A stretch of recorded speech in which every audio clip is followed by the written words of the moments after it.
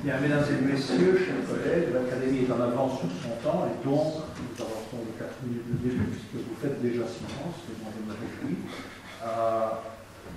J'ai avec plaisir pour moi, au titre de président, d'ouvrir cette séance solennelle de remise des prix annuels de l'Académie. Parmi les missions qui lui sont confiées, l'Académie doit promouvoir la science et l'excellence, et cela culmine notamment dans la remise des prix et la séance d'aujourd'hui, que je vais commencer immédiatement. Alors, le premier prix qui sera attribué est le prix Alvarenga de Kiwi. Le professeur Cataldo a accepté de remplacer le professeur Salmon qui présidait le jury pour introduire le lauréat. Les lauréats recevront non seulement le diplôme, mais aussi un livre qui reprend l'histoire des académies et de leur palais, et donc cela augmentera le niveau culturel de chacun. Voilà. Merci beaucoup.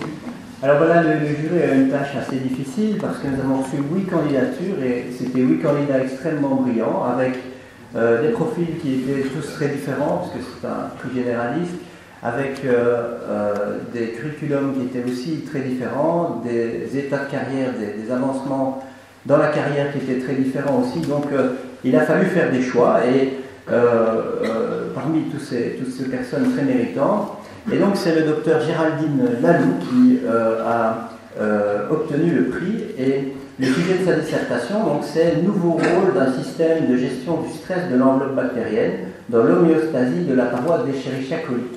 Alors vous savez que l'enveloppe bactérienne des bactéries gram-négatives est quelque chose de très important parce qu'elle entoure la paroi rigide faite de peptidoglycanes, et vous savez que cette paroi rigide est la cible de nombreux antibiotiques. Alors en fait, les mécanismes qui permettent de protéger cette paroi sont particulièrement importants à comprendre pour avoir des possibilités de contrer les résistances aux antibiotiques.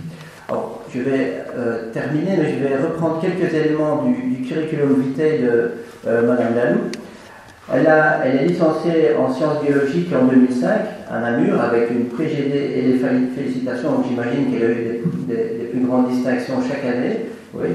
Elle est docteur en sciences en 2009 à Namur, et puis elle part en postdoc à Yale chez le docteur Jacob Wagner pendant 3 ans, et elle revient ensuite pour être chargée de recherche FNRS à l'Institut de Bulle. Et je viens d'apprendre il y a 3 minutes qu'elle vient d'être nommée chercheur qualifié du FNRS et que son mandat va prendre cours dans quelques jours. Alors elle a eu quelques prix scientifiques et des bourses. Elle a eu le prix Adrien Bochot en 2005, le prix à plusieurs reprises du meilleur poster, mais je note que c'est 2 fois à Yale. Elle a reçu une bourse de la BAEF pour le déplacement, et elle a eu le statut de Howard Hughes Medical Institute Postdoctoral Associate lorsqu'elle était là-bas. J'ai noté qu'elle avait 11 publications remarquables dans des revues de haut niveau comme MBO, Nature Communication, MBO, et donc je la félicite, et j'imagine qu'on va l'inviter à présenter brièvement son travail.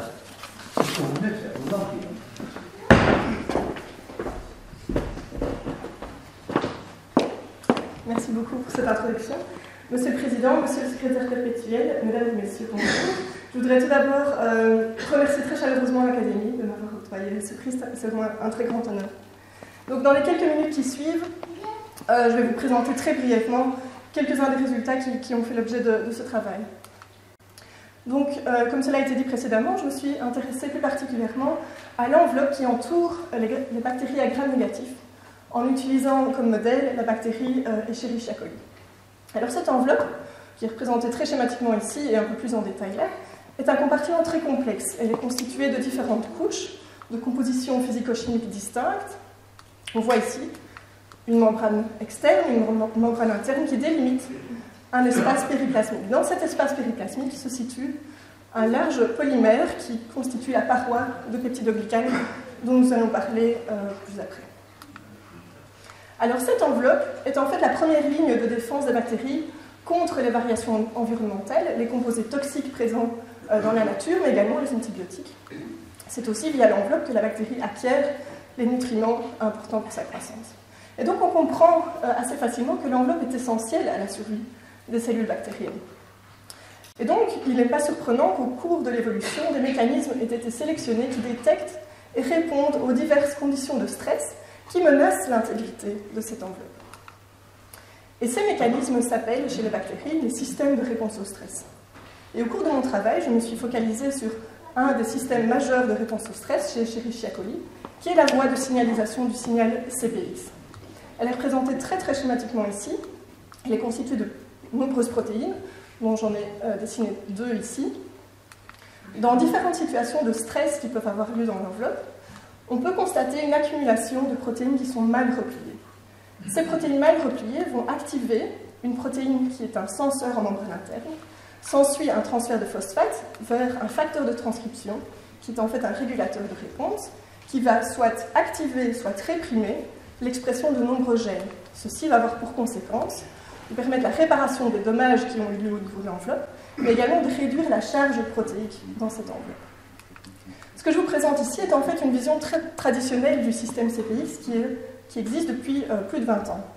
Et au cours de ce travail, nous avons en fait montré que le système CPX sert également à détecter et répondre aux perturbations de la paroi de peptidoglycane. Donc revenons un peu plus sur cette paroi. Comme je vous l'ai dit, c'est un polymère qui est en fait continu, qui est très large puisqu'il entoure toute la cellule bactérienne. Il est assez rigide et présente donc une fonction importante qui est une barrière osmotique pour la cellule.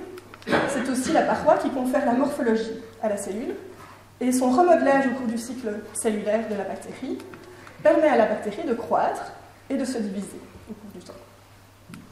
Et comme on l'a dit également précédemment, cette paroi de peptidoglycane est la cible de nombreux antibiotiques, y compris notamment ceux de la classe des bêta-lactames.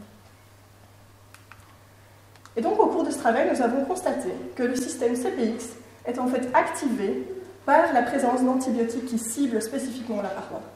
En effet, lorsque nous mettons des cellules en présence de certains antibiotiques qui ciblent la paroi, nous constatons non seulement un changement de morphologie par rapport aux cellules contrôle, comme attendu, mais également que le système CPX est activé dans ces cellules. Et nous avons pu voir ça grâce à la construction d'un rapporteur fluorescent de la réponse CPX. Nous avons fusionné un promoteur spécifiquement activé par le système CPX au gène encodant la protéine fluorescente GFP. Et comme vous pouvez le voir ici, seules les cellules traitées aux antibiotiques qui ciblent la paroi sont fluorescentes, indiquant une activité du CPX. Ces résultats suggèrent donc que le système CPX est capable de détecter les antibiotiques qui ciblent la paroi.